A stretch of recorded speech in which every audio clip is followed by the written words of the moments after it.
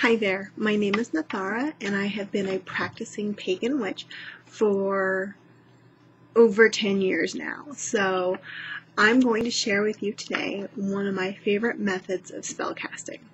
Now, despite what you see in Hollywood, spellcasting is actually very simple. If you think about history, the people who did these things were peasants or ancient or just not technologically advanced. They didn't need a lot of fancy things to cast spells, and neither do you. So this is going to be a simple method, and it's going to be relatively easy, and it might be a little disappointing, but it works. I've used it for years and years, and it's my absolute favorite way to cast a spell.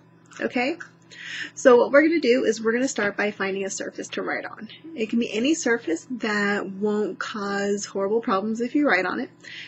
Paper is used frequently, walls, small stones, big stones with chalk on them.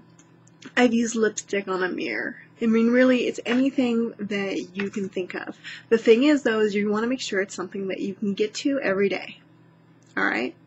So the first thing we're going to do is we're going to pick a symbol. We don't want a word, we want a symbol. Symbols work with the primary energies in our brain and the primal thought process that we have. It uses the non-intellectual side of us, the more spiritual side, the more animal side. So we're going to start with symbols.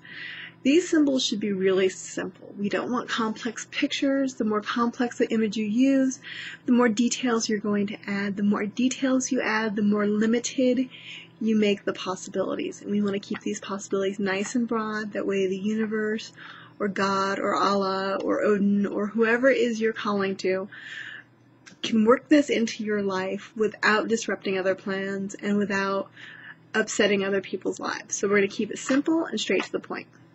Now for me, I often like to use the Viking runes because they speak to me.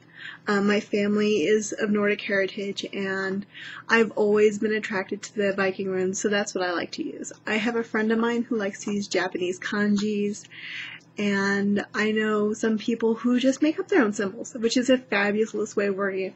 Whatever works for you, that's what you want to use, because this needs to work. So, for example, I wrote the symbol for strength in a Viking rune on a note card. This is it. It's a pretty simple symbol, but this is strength. Now, if I were to make up my own symbol, in which I actually did, it might look something like this. Simple, straight to the point, easily understandable, and it still means strength. Okay? So I'm going to take this note card, and I'm going to put it somewhere that I can touch it every day, not just see it. Seeing something every day causes us to not see it anymore.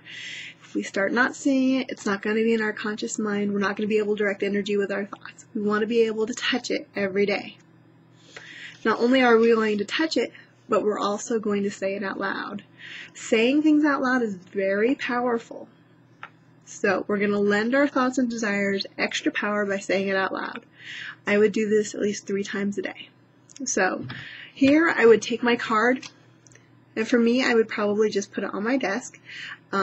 I do fold my cards so they stand up nicely so I can find them easily and they don't get lost under paperwork.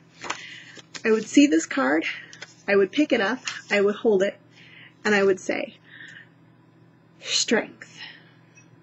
Now when you say it, you want to do like I did. Take a deep breath, focus your mind, and then say it. Now, this is based on the principle that thoughts are energy, and energy attracts like energy. So, if we can attract energy of strength by thinking about it 3 times a day, touching it and saying it out loud, remember, you can also attract those negative things in your life by thinking about them all the time, so don't do it. This ancient spell casting parameter, this practice of not thinking about the negative things so that we don't attract them to us, is the basis for a lot of self-help seminars that are out there in modern America. So, based on an ancient spellcasting tradition, we now have multi-million-dollar makers doing self-help things. So, the power of thought, intonation, intention, conscious thought. I'd love to hear anything that you do using this ability. Go ahead and let me know about it. Otherwise, I hope it helps and have a blessed day.